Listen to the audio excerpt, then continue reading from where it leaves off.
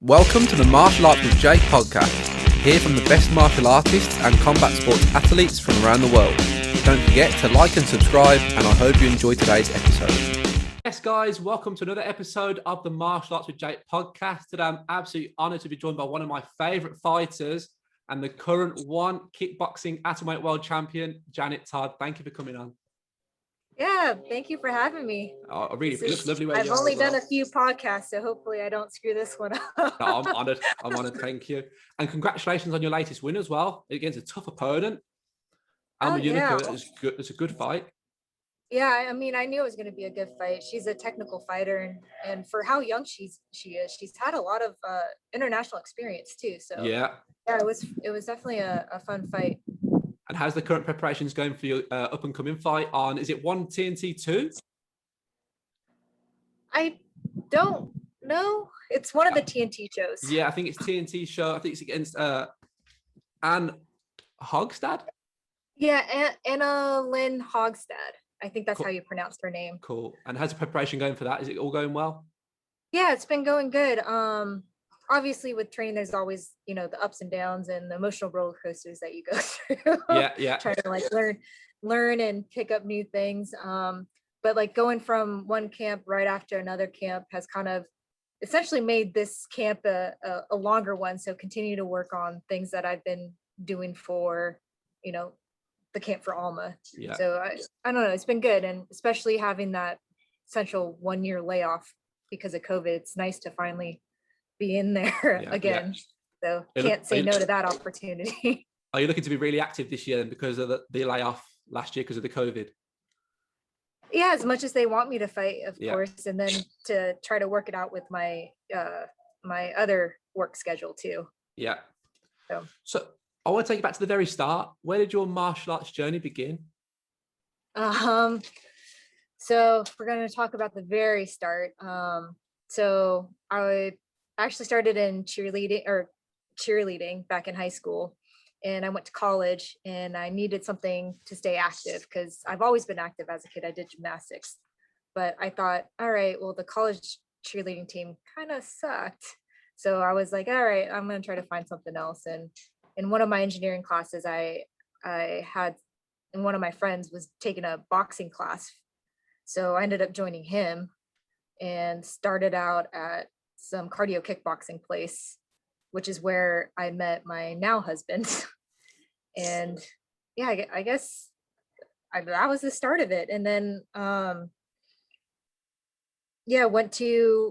husband was the one that actually took me to a Muay Thai gym in San Luis Obispo called Budo Ru. They still exist and they're still competing. They have fighters there as well. But that's essentially where I started and ended up falling in love with it. And what was it about it that made you fall in love with it straight away? Because it was hard. Like you can't, it's not easy. Like even learning how to throw a jab cross took me a while, or even throwing a kick took me a while. I know I couldn't even move a bag at all when I first started kicking. I think I was just like tapping it, even though I was trying as hard as I could. But I think it's the challenge of it and kind of getting through those learning humps and knowing that you can figure something out.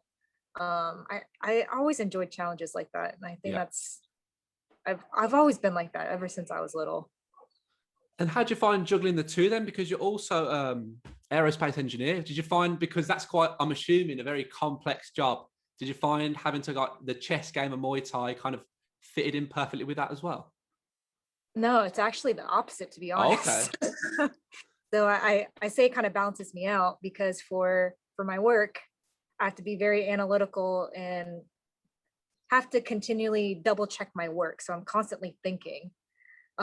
Whereas with Muay Thai, if you question yourself or doubt yourself, that's when you start freezing up in fights, right? Yeah. So you got to trust your instincts and actually go with it versus engineering where you can't just go with your instincts, right? Yeah. You got to double check your work, double check your math, make sure everything's, as you assumed it would be versus Muay Thai and fighting where, the thinking and the training, like that stuff is still kind of same. Like I have to analyze like my body movements and stuff like that. But when it comes to fight time, it's actually a very, very different mindset, because I do have to put that trust in myself, trust in my training, and just let go and, let my body and my instincts do the work.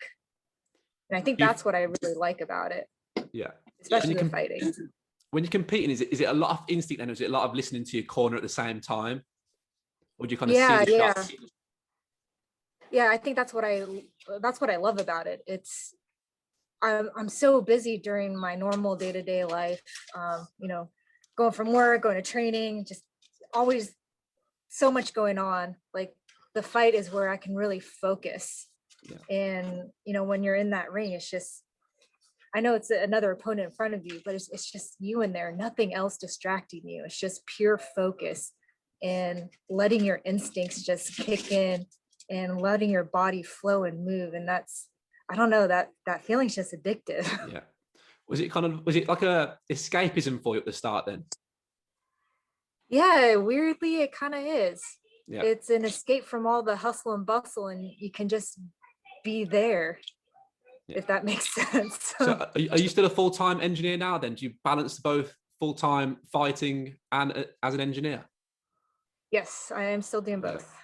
Fantastic. How's that then, getting the mix of both? How do you find the time to be like a world champion kickboxer, but also an engineer? I don't get to rest as much as I probably should. And then there's certain times where obviously, work has to take priority. So like certain periods where I can't compete because, obviously I have to put in time in both places. Mm-hmm. So I think there's just a little bit of scheduling issues sometimes, but for the most part, my coworkers and my manager are, become really, really supportive to enable me to travel and essentially be gone for a week to do this. So I'm really thankful for where I'm at. What would it be like? Sorry. What will it be like in Singapore then when you have to fly out soon? What will that be like over there? We have to quarantine over there. What's the situation like? Yeah, they have us sort of quarantine there. From my last trip, I found out we're not even allowed to engage with the public until you've quarantined for 2 weeks. So they, we kind of isolate in our rooms. We can interact with our coach and teammates, but for the most part,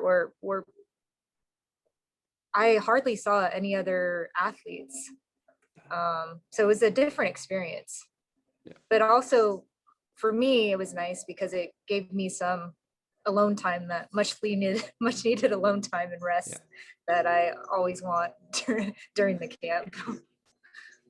How did you find it as well, fighting without the crowd? Do you prefer it with or without? I don't know. I like both. Yeah. When the crowd's there, you can really feel the energy when you're walking in, and it's a crazy feeling because I've never fought in front of that many people before. So, hearing the people cheering and feeling that energy was definitely an experience. But for like the no crowd, I could hear my coach really well. So can everybody else. Yeah. I like that too. Yeah. So when did Muay Thai go from being a hobby to thinking, I want to start to compete in this? So yeah, it was a hobby for a while, and then I got invited to do the IFMA World Championships back in, I want to say 2015 in Thailand. I've never fought in tournaments before, so it was my first time there. I think I was going into either my 9th amateur fight, and yeah, I think just seeing all the high-level competitors out there in the tournament just really opened up my eyes, and also being able to train out in Thailand at Saint-Tienois at P2s, seeing these young boys. All right, they go to school, or I can't remember which order it was, but I remember like they would train hard, go to school, come back and train hard in the afternoon. I was like, man, the energy of these guys. And I'm over here like, all I did was train and my body was hurting. But yeah, I think that just really inspired me. And then to be able to get, I at least made it through one round. I fought an Italian girl and won my bout there. Then I fought an Australian girl and lost my bout there. But it made me think, man, you know what? I think I can do this. I want to do this. Yeah. So that's what really kind of lit the fire under me, I think. And what was the Muay Thai scene like in Thailand, in America, in the States? What was it like when you first started? Because it's quite a growing sport. I mean, I guess it kind of still is.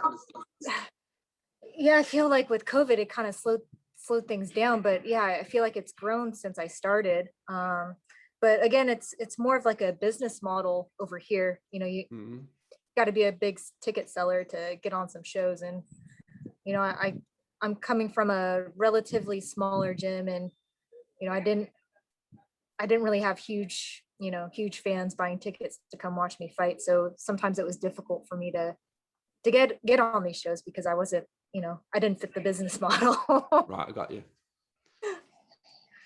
But yeah, I think it's getting better. And I think with all the tournaments, we have USMTO and God, this is terrible. The name's slipping. It's another Muay Thai organization here in the States. But with a lot of these tournaments happening even twice a year is more than what we used to have. So I think that's helping us out, growing the competition and making each other better and growing the sport as well. Yeah. I guess because it's very much like a wrestling culture, isn't it? In the States, from the outside looking in anyway, like with the collegiate wrestlers and in high school as well. Is that kind of mainly pushed? Over here, what makes more, I think what has more attention and makes more money is more the mixed martial arts side, the MMA side, more so than anything. So what happens is a lot of Muay Thai fighters, when they can't get matched up or can't get on shows, they end up kind of going the MMA route to get more fights. Makes sense. So when did you first move to Boxing Works? When I graduated college, 2009. Nice. Is when I got to Boxing Works. So I had my first amateur fight. So I started my week of work, and I had my first amateur fight that week, and then started training full time under Boxing Works. And you've also got another fighter from Boxing Works that's just had was it the one debut as well in the March card? Yeah, Jackie. Yeah, she's been my training partner for a long time, and she was one of the training partners that helped me throughout my amateur career too, getting me ready for fights. So it was really cool to have to be part of the same organization together. Yeah, I bet your coach was proud as well. I bet it's a busy day for him. Oh, it's going to be a busy year for him. Yeah. Because after I fight, Jackie fights too. So it's like, yeah, makes me very, very appreciative of all the time that Brian not only puts in our training, but, the time he has to take away from his family just to support our dreams is, man, the stuff that we put through, coaches, is, I can never repay him with all the things he does for us. What does a training camp look like? As in like what we do day to day? Yeah, so you got this fight preparation now. What is the camp like on the build up to it? So, I mean, when we're far enough away, we focus more on technique, and it's not as like a intense sort of, keeping up the intensity in terms of pad work and stuff like that. But as we get closer, the pad work intensity goes up. We spar a little bit more frequently, not harder, but more frequently. And then we also, put in time for a clenching too, because it's a Muay Thai bout, not a kickboxing bout. So yeah, every day it's a little bit of everything: bag work, pad work.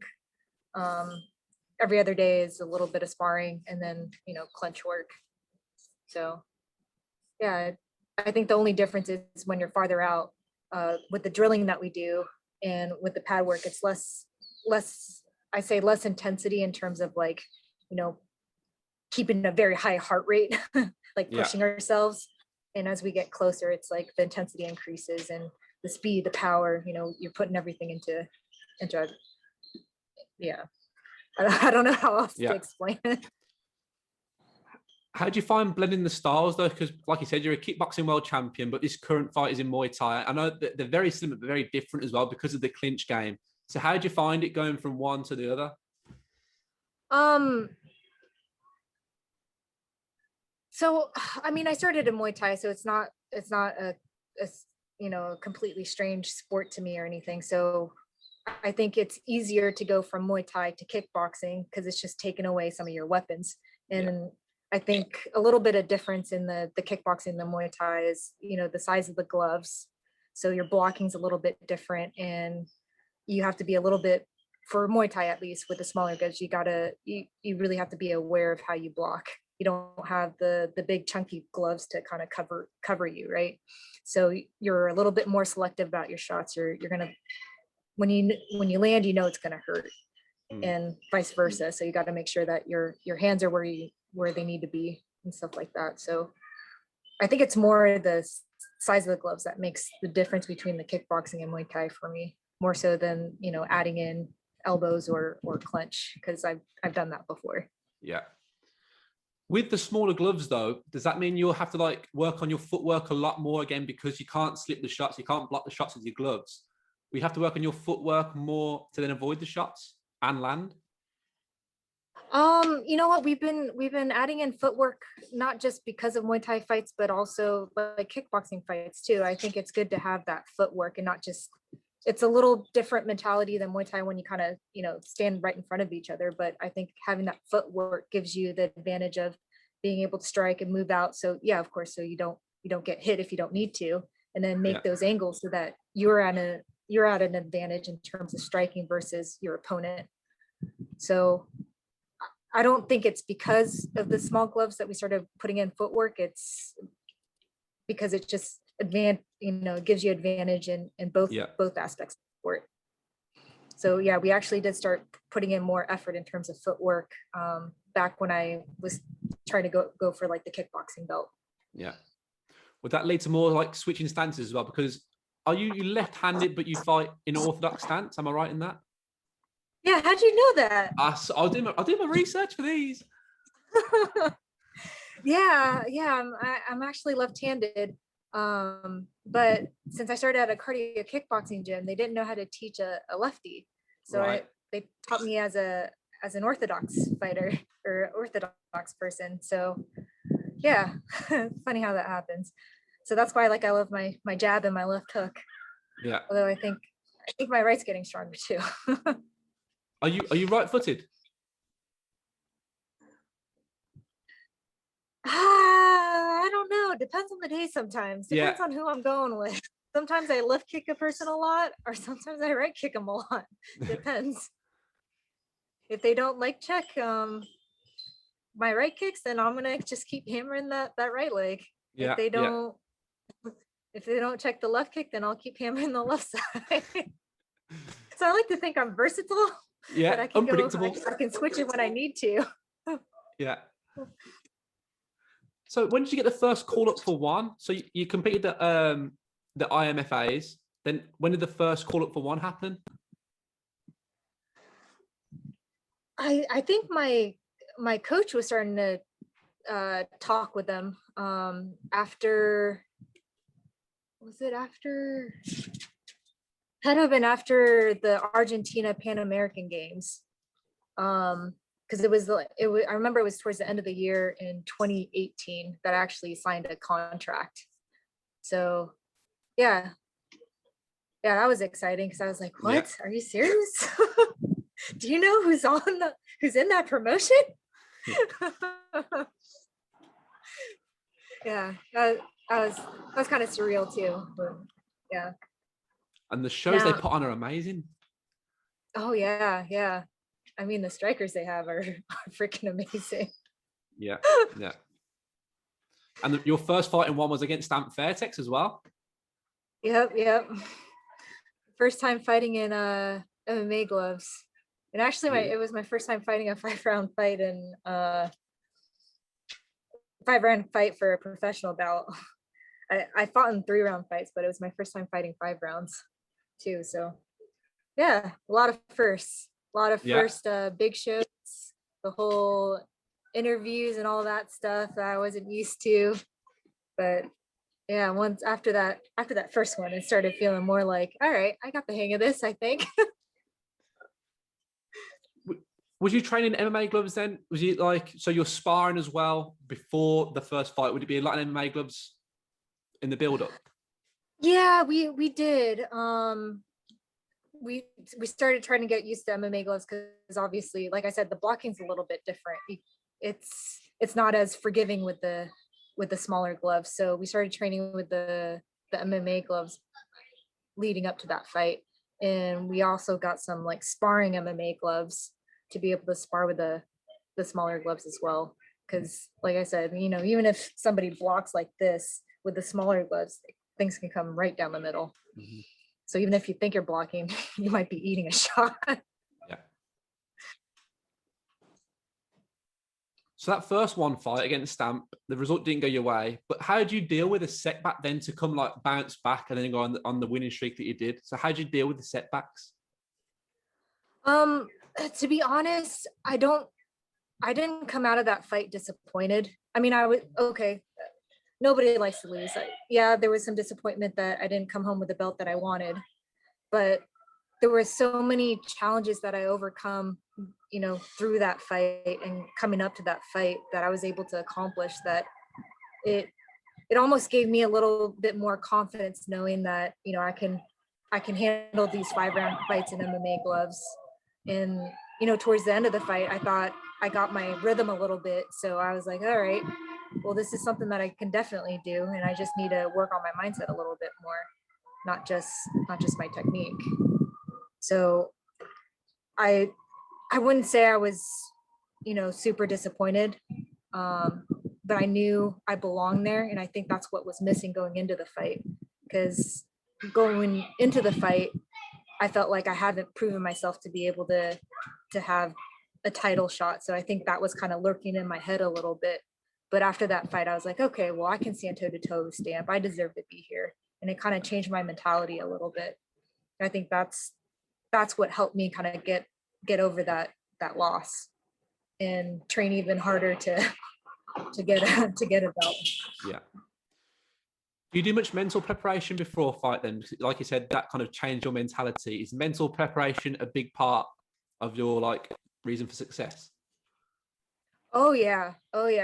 I mean, our mind's so complex. It can definitely benefit us when it's, you know, when it's aligned with your purpose and your values. And it could totally pull us in the wrong direction when you're focused on something else. I know I go through ups and downs with my mentality, even through training camps. When I'm trying to learn new skills, sometimes there's some of those negative thoughts that kind of get into your head, like, why can't you do this? Why are you doing this wrong? This should be easy for you. Why are you not doing good? Like, those kind of thoughts sometimes derail me, and that's when I have to kind of take a step back and kind of reaffirm where I've come, you know, how far I've come, and realize I'm capable of learning and I'm capable of adapting. It's just part of the journey, right? Mm-hmm. You got to stumble a couple times until you get it right. No one gets it right the first time, and that's something that I have to constantly remind myself. And yeah, that's it's part of the process. Those ups and downs are part of my process. I've come to terms with that. But always keeping my mind in the right direction is something that I have to work on literally on a daily basis. And I think where I end up going down like a downward spiral is when I'm not aware of those thoughts. And man, when you start saying negative stuff to yourself, it just starts spiraling down until you catch yourself. Yeah. And I think there's definitely a higher awareness that you have and constant work you have to do to keep yourself kind of on the track to be successful. Sorry, I feel like I just blabbed. No. Is like meditation and visualization like a big part of your kind of mental prep as well then? Like, yeah, I do meditation because like I said, our life is so busy, we're constantly doing stuff, and it's good to try to quiet the mind a little bit. And I don't know if you've sat there and tried to quiet the mind yourself, but it's really hard. yeah. I'll be sitting there, okay, focus on my breath. Okay, feel the air come in. And I'm like, all right, what do I have to do tomorrow? Wait, okay, focus on your breath again. Okay, now I got to go do laundry, and I also have to eat before I have to do this. But I think having that meditation time and quiet time to kind of refocus your mind also helps in training and in fights too, because it trains your mind to refocus on what's important, right? But it also kind of helps you calm your nerves a little bit because you're focused in the moment right now, and your brain can only really focus on one thing at a time. So if you sit there and really feel the breath come into your lungs and leave your lungs, that's all you're thinking about, that kind of starts settling you down, because you're not thinking about the future or the past, because that's when all that anxiety comes in, right? Is when we're starting to think about what might happen then, or shoot, I just screwed up that meeting that I had. That's when the anxiety comes in. But if you're focused on the moment right now, whether it's just sitting there breathing in, breathing out, or just focus on your certain movement on the back, there's no worries. There's just that moment. And I think meditation really helps bring your mind like more focused, essentially training your mind to do that. I suppose that's the beauty of it, how it translates into martial arts and fighting as well, because you're having to be in the moment the whole time. Yeah, and it's easy to fall out of the moment if you're not training to be in the moment. Yeah. So would you like visualize the ring walk? I know people say like before they'll go to the venue, they'll visualize the ring walk. And is that a part of it as well for you? The whole lot? Yeah, man, I have the most beautiful fights in my mind going in. I think I said this in an interview too, like with my fight with Alma, I had this beautiful fight in my mind, and then it just didn't go the way I imagined it at all. I had to adjust completely differently. But yeah, I definitely use the visualization technique too. But they do say, like, even if you're not physically doing something, like the way you physically think about it kind of stimulates the same sort of nervous system as when you're actually executing something. So if you're having a hard time, executing, a jab cross knee or something in a combination, maybe just like I'll do that while I'm sitting in an Epsom salt bath. I'll just sit there and kind of visualize, okay, how will I land this on my opponent, or maybe my teammate that I was, training with that day. Like I would do stuff like that. And I definitely think that helps without having to exert your body even more than it's already been exerted. Yeah. With the COVID, did you do that more, like watching film and kind of visualization? Well, at the start of it, I don't know where you are, but we went into like a full lockdown. So we couldn't go to gyms, nothing. It was like a bag in the back garden. And then that was it. Skipping rope and we go for a run. Yeah, for us too, it was kind of crazy. I guess no one has really experienced anything like this before. I did work a lot of shadow boxing. I also had a quarantine training partner. Jackie was my quarantine training partner. So she came over to the house and we would hit pads and do drills together. The most difficult thing I think was finding motivation. Yeah. Because usually my motivation was, all right, my motivation is my next fight or the following fight after that, or, that was my motivation. And I had to kind of look internally, like, I don't know how else to, look internally to see where my motivation was. And for me, during that COVID time was, being able to work my other stance too, because I write left-handed, so I'd like to be able to to throw some strikes as a lefty too. So I just kind of it gave me a different perspective and different motivation to try to find ways to improve myself without having the goal of a competition to be the reason to improve myself. Yeah. So it made me really love the art even more. and made me appreciate it, if that makes sense. Yeah, absolutely. So once you got that date set for the fight in March after the year off, how did you feel in there after that kind of long layoff? I felt a little rusty. Yeah. But I was excited to get back in there. Like I said, like having that year off, man, I was so thankful that one called me to fight, because I was like, man, I don't know how long I can do this. Yeah, there was some excitement, but also a little bit of nerves, like, man, it's been a while. But I had to, like, again, like all this is like sort of interpretation in your mind, right? And how you perceive it. You can either perceive those nerves as, oh my God, I'm scared, or perceive those nerves as, man, it's been a year. Let's show them what you've worked on. Let's see what you got. Yeah. So just changing that mindset a little bit. But the butterflies are there, but they're good butterflies. Yeah, absolutely. So how did you feel like the emotions then? Because the first fight against Stamp was a loss, but then you went on that winning streak, and then you eventually had the rematch, which you won. Then how was it like the overcoming of emotion at that point then? Like, you're a world champion. All the visualization, mental preparation, the training, everything then come to fruition. I think the world saw me ugly cry when I got that.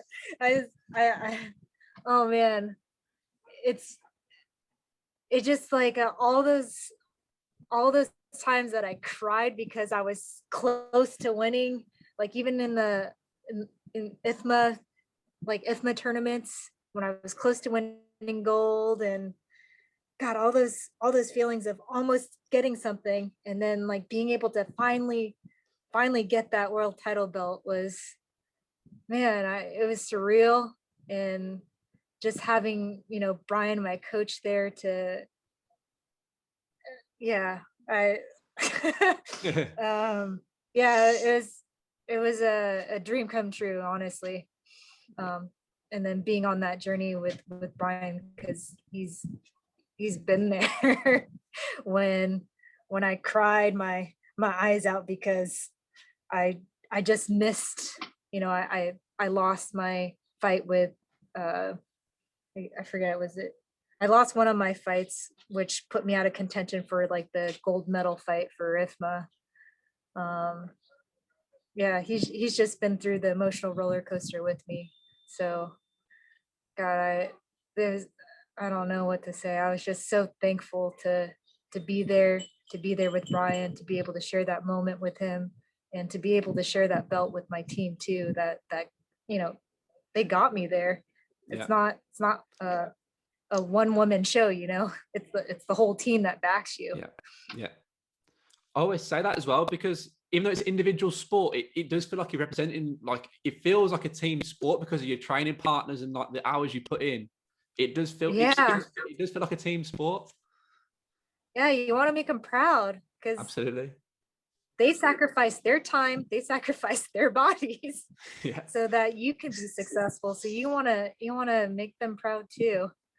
So yeah, definitely a team sport for me. Yeah, please. How's it feel? And there's so many more people that. What was that? Say again. Sorry. Say again.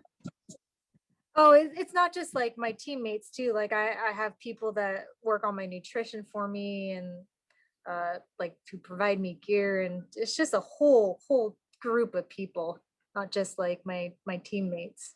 So yeah. So what's it like representing your country then? Because you're fighting on the world's biggest show, and then you're representing the United States as well. How does it feel for that? I always feel proud wearing my flag across my shoulders. I always feel like a superhero, like the woman version of Captain America. I was born and raised here, and I appreciate the freedom of my country, enabling me to pursue my passion. And I know it's not a woman's sport, but having that freedom to choose what I like to do. I mean, that's because I live in this beautiful country that allows me to do that, gives me that freedom. So I'm always proud to wear that flag.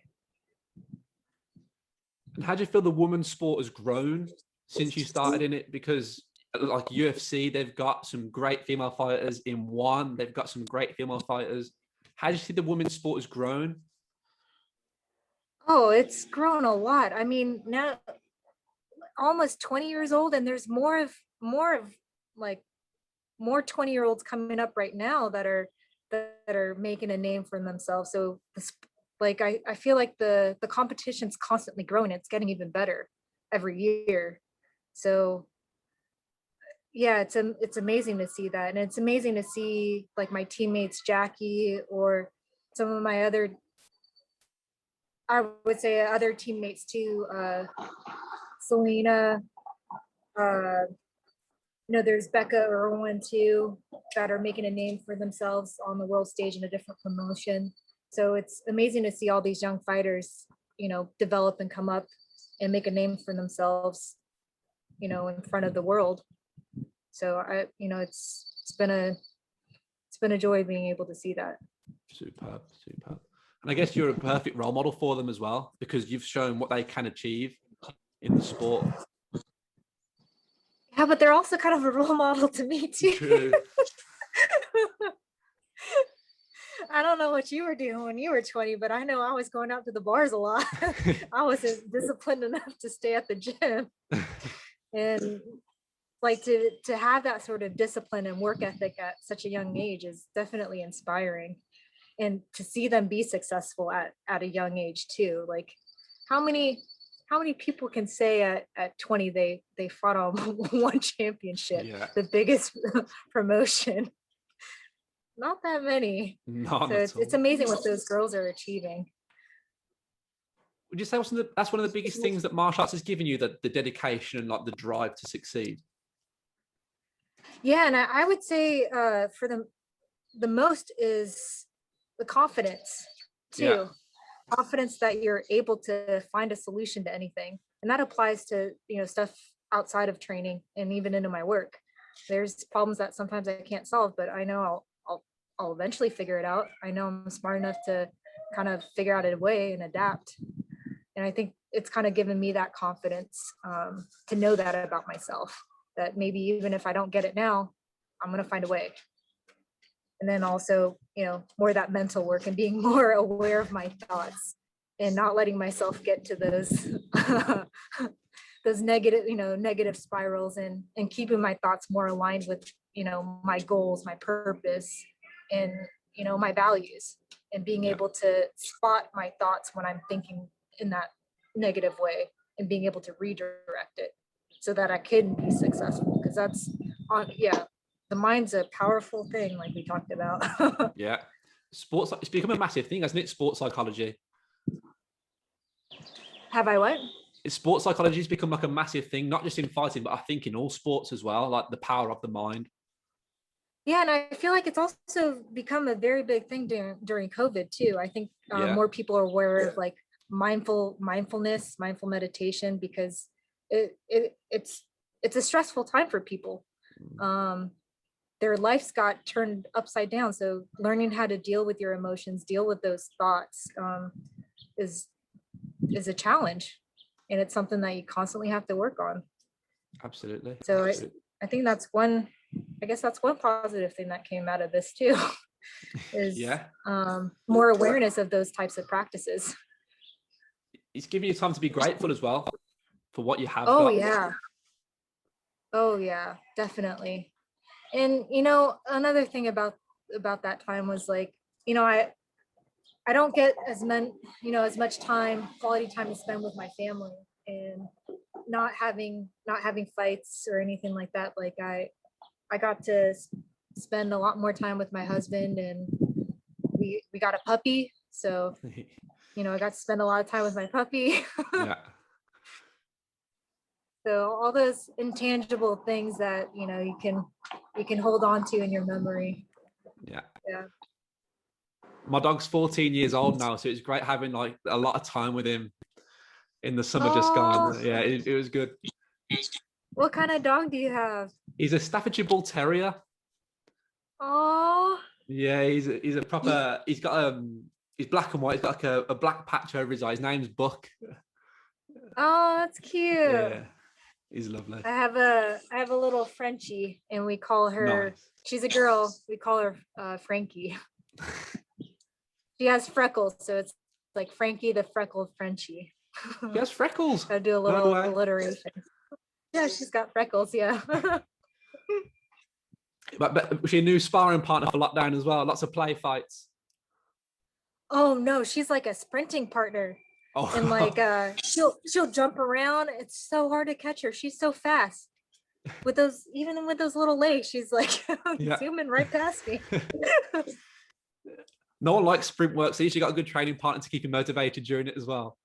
Oh yeah, no one enjoys that. But man, don't you feel good though afterwards? I feel great after it. You do feel really good like, afterwards. Yeah, I did that. I nailed it. I love that feeling. It's like hard pad work too, or after a good sparring session, you're like, yes, I did it. Do you do a lot of long runs, or is it a lot of sprint work for your training? It varies. I have a conditioning coach, Jackie, who's at Game Ready, who kind of we exercise different. She's more scientific than I am, but she works different like heart rate zones, not just like all sprint work or all long distance work, but we work different like energy systems to be able to train my fitness. So it depends on the day, but like 2 to 3 times out of the week, I'll do more of like my longer, lower heart rate type runs. Yeah. And then when I'm in the facility with Jackie, she'll kind of do more of like the higher intensity runs with me. So there's a lot of lot of strength work as well. Yeah, strength work, not your typical strength work, like, lifting barbells and stuff like that. She's got different machines to be able to work your nervous system and more of like your power and explosiveness, coming off your feet or like even like your arms and shoulders. So it's a little different. I don't know if you've seen her like her gym's Instagram, but she posts a lot of things about what she does, and it's a lot of like more explosive nervous system work. Cool. So it's slightly different than what you typically see at strength and conditioning gyms. Is it very tailored to what the sport is? I would say, or it also balances me out, because I know for our sport, we're constantly like, hunched over a little bit and always like, punching. So we're working these types of muscles a lot. So when I go over to Game Ready, she'll, help me focus on bringing my, working those back muscles and pulling it back so that I don't get injured. Because if you overwork one area, you end up injuring other areas, right? Yeah. So you got to even your body out so that you don't injure yourself. So she's very good at doing that. So not just focusing on sort of functional movement through conditioning, but also balancing my body so that I'm not prone to injury. Yeah. Does that kind of like help with your recovery as well after sessions? After like hard sparring sessions, etc.?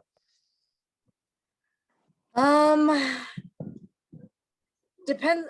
My recovery days are always Sundays and maybe Friday and Saturday nights. I don't have much time for recovery during the week. I think I recently got, actually not me, but my husband. He's the best. He's definitely the most supportive person in the world. He got me these, what are they called? It's not Hyper Ice, Normatec boots, like compression boots. Okay, yeah. Have you seen those? Yeah, I have, yeah. Yeah, so he got me those for my birthday last year. And I sit in those maybe for like 10 minutes every night before I go to sleep. That's sort of my recovery during the week. And, on the weekend, I will do an Epsom salt bath. And then I also have Dr. Jason Park, who's a physical therapist. Actually, on every Sunday, he'll do more manual work on my body. What do those Normatec boots do?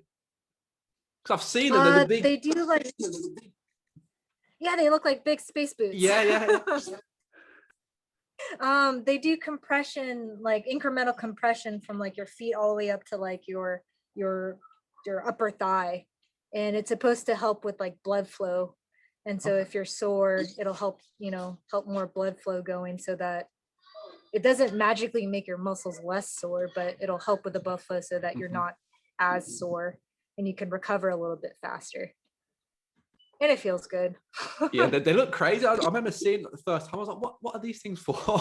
And I see a lot of like athletes using them, but I've never known what they're used for.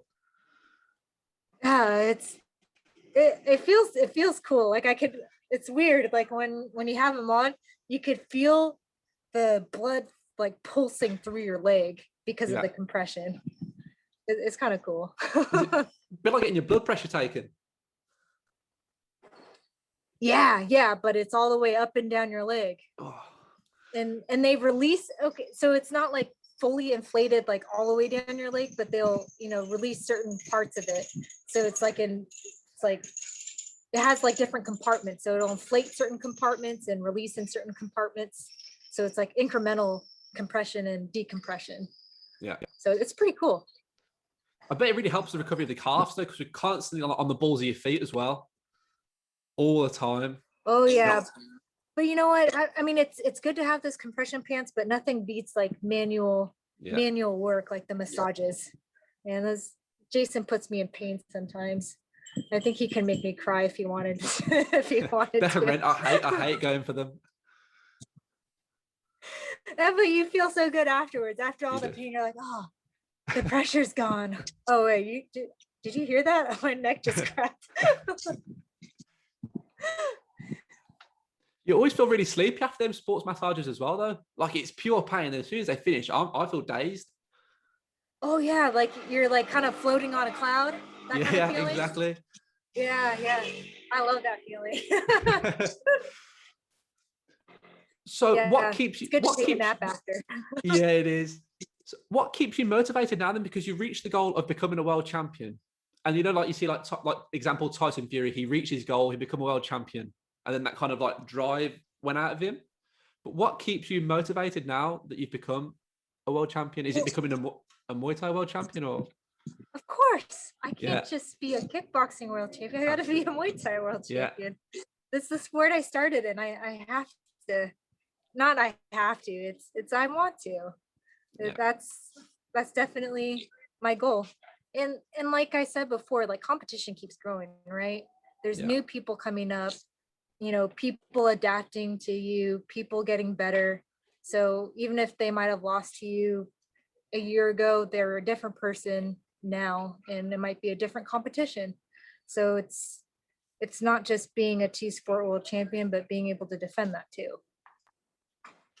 So after this fight on April 14th, would the sights be then set on Alicia Rodriguez to become the Muay Thai world champion?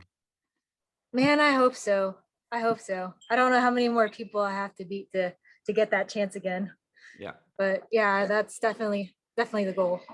I thought that would be the next fight after the fight against Junku, is it? That you just fought? Yeah, Alma, yeah. Yeah. I thought she's such a cool girl. I don't know. Yeah. I love like opponents that don't take it. I mean, okay, yeah, it's a serious sport, but don't take it too seriously where they don't want to talk to you, or they're just kind of like, give you the RBF. She's such a cool girl. She's such a sweetheart. I love talking to her. Did you have a good relationship with her before the fight then, or was it since been like post-fight that you've kind of had that relationship with her, like talking to her? Yeah, I didn't really have I always kind of, cheered them on in the background, but I never really talked to her until we fought together. Otherwise we never met. So yeah, I don't know. I guess I'm a little shy when it comes to just reaching out to people on social media. Yeah. I don't do it often until like I actually meet them in person. Who are your early inspirations then fighting? Who are your like when you were coming up and you're watching them, you thought, wow, like I want to be just like them?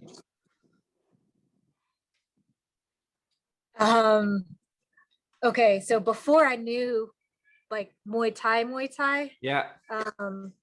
My husband was an amateur fighter too, before we met. and his roommate was like a kickboxer, a professional kickboxer, and a MMA fighter. And I think he did like a K1 show, and he had videos of like Ernesto Hoost. Yeah. So that was my very first inspiration, I would say, was Ernesto Hoost. I wasn't really as surrounded with Muay Thai at the time, but man, I loved how he put his hand combinations together with his low kick. And I always like, whenever like I hit the bag, that's what I would envision myself doing. And then with Brian, he kind of introduced me to more of the golden era fighters. So Jong Sanan was definitely a big inspiration of mine. I used to watch his fights. I mean, I still do. Not used to, I still do. But more recently, I've been watching a lot of the one championship fighters too. I love watching Nongo and Petrosian too. They're both so smooth. And Nongo, he's just so creative. And just the way he fakes his shots to make the next shot work. I try to pretend to be like him too. Yeah, I don't think I make it look as good though. I mean, how many stadium titles has he got? World titles is a joke as well. I have no idea. the competition level is so high. Oh yeah, in those divisions, it's crazy. And just the composure that they have against like different styles of fighters, because you get those fighters that are like those kickboxing style fighters that are just like really jittery and up on their toes sometimes, that would cause you to kind of be like, whoa, but they're just in there calm, setting their own pace and being able to dictate when they want to go. I love seeing fighters be able to just impose their will on people with just like that straight face and composure. It's pretty cool to watch. And yeah, with Petrosian too, it's like he knows the exact distance to strike. He knows exactly where he is and where his opponents need to be to strike. And as soon as that opponent crosses that I don't know, imaginary line, he knows it's time to go. And he can back off just enough so that he can miss the shots and then go back in. It's like knowing that perfect distance too. It's being able to watch those kind of fighters live is, man, it's so cool. I can't even believe it that I was able to watch some of those fights. Do you ever get to train with them as well when you're over in Singapore? Do you ever get to train with them kind of like before a fight or? No. I wish. Man, I think they'd be annoyed of me. I mean, when I see them walk by, I'm already like fangirling and be like, hi. Yeah, I try not to. I feel like I don't know what every fighter's like routine is when they're, the week of the fight. So I try not to be an annoying person, try to keep to myself.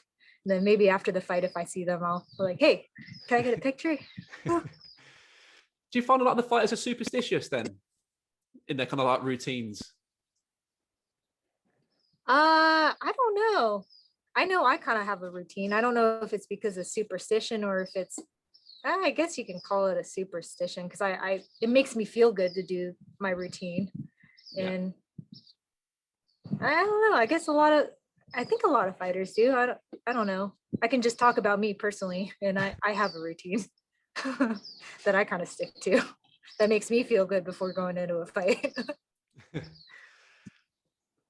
So how would it feel then on April 14th when you're fighting on TNT? I mean, it's a massive network, and the audience is going to be huge because, again, like one is in that Asian market, but you kind of got that North American audience watching you in a few weeks' time. I think man, they're doing it right. I wish more people were exposed to one championship out here, because I think it's they have such a better message in terms of what martial arts is about versus the UFC, which is so popular over here. I have no idea why, because I don't like the, shit talking and just the disrespectfulness they have that athletes have towards each other. It's definitely not like that in one championship. And I always appreciated that about them. So being able to, having that exposure on the Western side, I think would be nice, and maybe hopefully get more fans and make one championship more popular out here so we can get an even bigger fan base and start having fights out here. I know there's people that want to come to California, right? Yeah. Maybe have a fight out here. It'd be nice not to have jet lag. Yeah. I mean, I guess maybe because Chatri's a martial artist himself, isn't he? Like, he has that martial arts background and the whole what it's given him in life. So you don't need to talk a load of rubbish to sell a fight. I mean, look at the fighters you just named. You got yourself, the Trojan. You got Liam Harrison from the UK. Massive. Oh man, he's so good too. He's a beast. And every shot is like a power shot. Yeah. Crazy. Yeah. We've got some good guys from the UK. We've got some Jonathan Haggerty as well, Jacob Smith. We've got some really good guys from the UK and the Muay Thai scene. Oh no, yeah. The UK has a lot of good fighters. Yeah. Yeah. Yeah, I got to meet Liam Harrison too. And he's so cool. All these fighters are so, like, they look so vicious in the ring, and then like when you meet them, they're so friendly. It's cool to see that. Great guys. Yeah, I went to one of his he used to come out here, once a year with his mental coach, Vinny Shorman, right? Yeah. So I've been to one of his seminars in San Diego, and have you had a chance to take a seminar before? Never with Liam Harrison, no. Oh man, you have to. He's not far, but only a few hours up the road from me. He's what? He's only a few hours up the road from me as well. He's about a few hours up the road. He's in Leeds. I'm in Birmingham. So it's about 2 hours. Oh man, you gotta go. Yeah. He packs in so much information in like the seminar. It's so worth it. Not that I could be like as slick as Liam Harrison, but man, yeah, his seminar is cool. I enjoyed it a lot. So I like to finish my podcasts on this one final question. If you had to start again, what advice would you give to a 16-year-old version of yourself? I always wish I started sooner. Yeah. I wish I started martial arts sooner. Knew about Muay Thai a lot sooner than I did. But then again, I guess that would be the advice for me is, start sooner. But the thing is, I wouldn't change anything about my journey. I mean, it got me to where I am now. All the experiences, even the painful ones, got me to where I am now. So I'm thankful for what I have. But I think for anybody starting out, if they're 16 and starting out in Muay Thai, I hope you just continue to keep trying, because it'll eventually click. It's just not something that'll click in a month of trying. You gotta, like I said, you gotta fall a couple of times before you finally get it, but it's so worth it.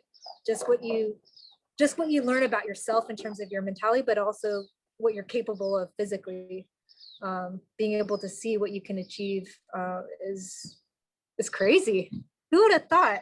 Yeah, 5 years ago, if somebody came up to me and was like, "Hey, you're gonna be part of one championship and get the world kickboxing belt," I would have been like, "Hi, you're funny." But yeah, just it's just keep at it. Amazing. But how cool would it be to hold the 2 belts as well soon? Not just the man, one. that'd be awesome. Amazing. I would love it so that Brian can put up a new shelf for each belt. My goal. Where are the belts? Are the belts at the gym? Are they at your house? They're at the gym. Yeah. Bit of inspiration for when you're training to look at it.